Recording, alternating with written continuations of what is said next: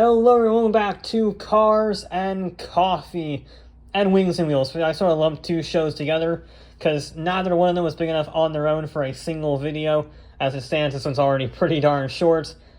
But just because the quantity is small does not mean the quality is small. So we're going to have two different shows. We're going to change the scenery. It's why you're looking at the world's angriest Cessna here, so don't worry about the continuity problems, because they're not really continuity problems. Just wanted to have one longer video instead of two short ones. But anyway, let's get into the cars, shall we? We got the Volvo Amazon here, which is a nice, lovely addition. We're doing the Miscellanious cars, which unfortunately means the Italians. There weren't many Italians on display this weekend, although the Fiat 124 looks amazing in that dark red.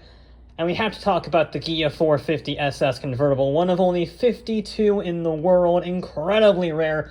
Looks very much like an Aston Martin DBS from the 60s in the front end. Very cool car, very rare, never seen it before, and I always like seeing something new.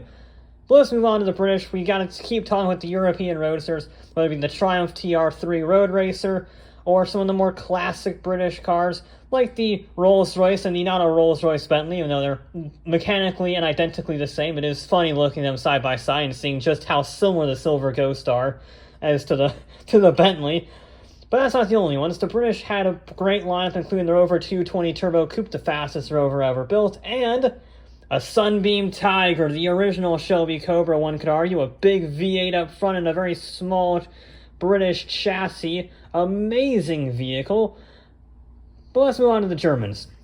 Now, the M4 competition is unfortunately not a small vehicle, and yet the Unimog camper van absolutely dwarfs it.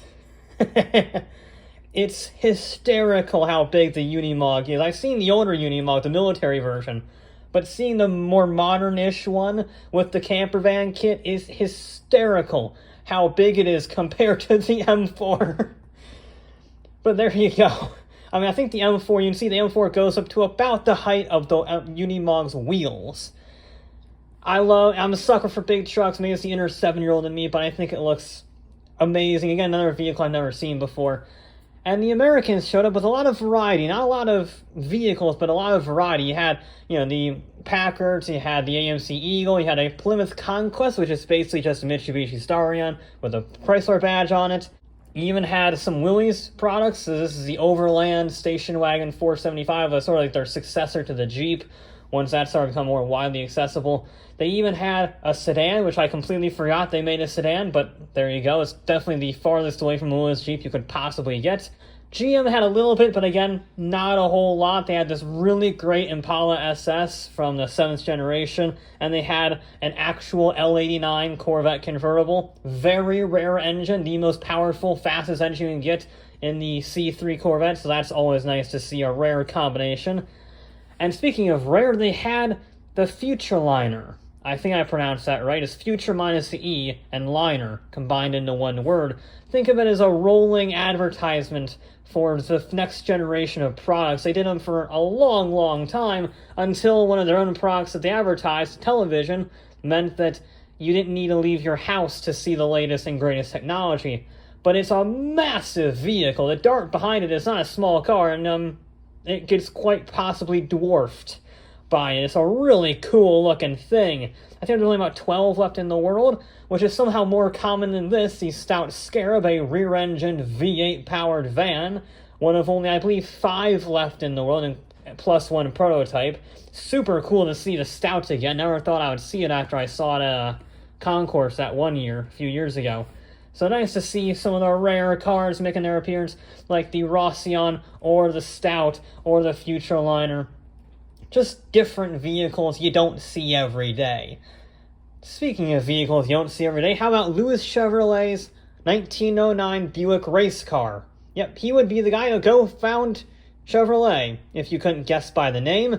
And that wasn't the only incredibly significant car. This is a Chrysler Series 72 that finished 3rd overall at the 1928 24 Hours of Le Mans. I didn't expect to see a podium finishing Le Mans car, much less one of the first American car to ever podium at Le Mans. And I also didn't expect to see INDYCARS, because this was at the Wings and Wheels, so I didn't really expect to see many wheels in the air show.